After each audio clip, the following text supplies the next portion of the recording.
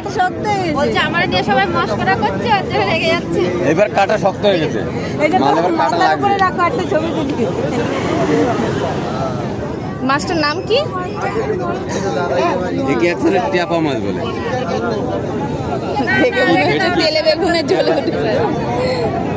টেপা বেগুনি। এই কি জালের সাথে এসছে?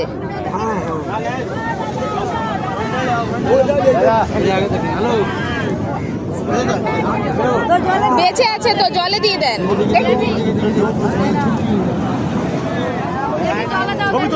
ফেলে দেবো।